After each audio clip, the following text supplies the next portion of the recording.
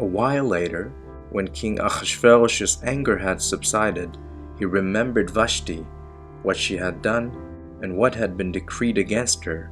The king's servants attending him said, "A search should be made for young, good-looking virgins. The king should appoint officials in all the provinces of the kingdom to gather all the young, good-looking virgins to the house for the harem in Shushan the capital.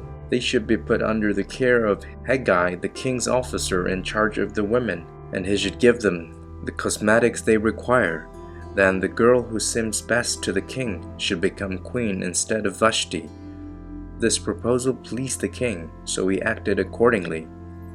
There was in Shushan the capital a man who was a Jew, whose name was Mordekhai, the son of Yair, the son of Shim, the son of Kish, a Binyamini. He had been exiled from Yerushalayim with the captives exiled with Yechaniah, king of Yehudah, whom Nebuchadnezzar, king of Bavel, had carried off.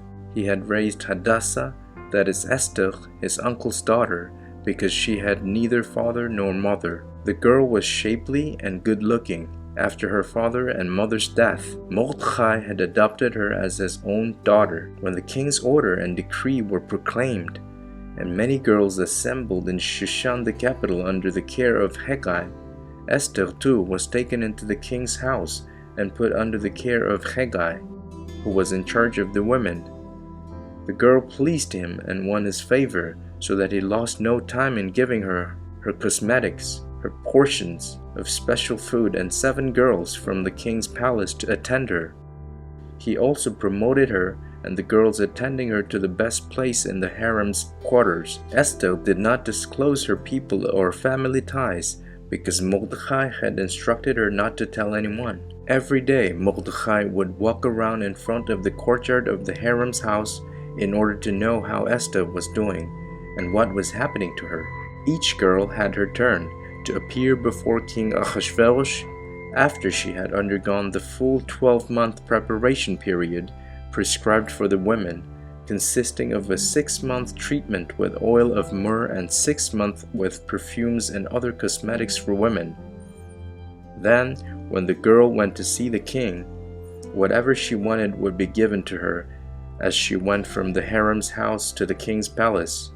She would go in the evening, and on the following day she would return to another part of the harem's house and be under the care of Ch.2, the king's officer in charge of the concubines. She would not go to the king again unless he was especially pleased with her and had her summoned by name.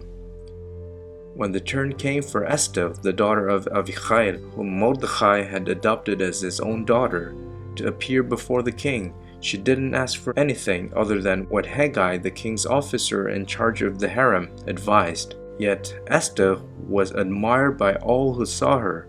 She was brought to King Achashverosh in his royal palace in the 10th month, Tevet, during the 7th year of his reign. The king liked Esther more than any of his wives. None of the virgins obtained such favor and approval from him. So he put the royal crown on her head and made her queen in place of Vashti. The king then gave her a great banquet in Esther's honor for all his officers and servants, decreed a holiday for the provinces, and distributed gifts worthy of royal bounty. When the girls would gather on other occasions, Mordekhai would sit at the king's gate. Esther had not yet revealed her family ties or her people, as Mordekhai had ordered her. For Esther continued obeying what Mordekhai told her to do, as she had when he was raising her. On one of those occasions, when Mordekhai was sitting at the king's gate, 2 of the king's officers, Bigtan and Teresh, from the group in charge of the private entryways, became angry and conspired to assassinate King Achashverosh. But Mordekhai learned about it and told Esther the queen.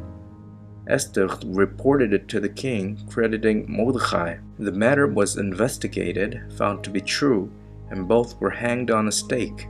All this was recorded in the daily journal that was kept with the king.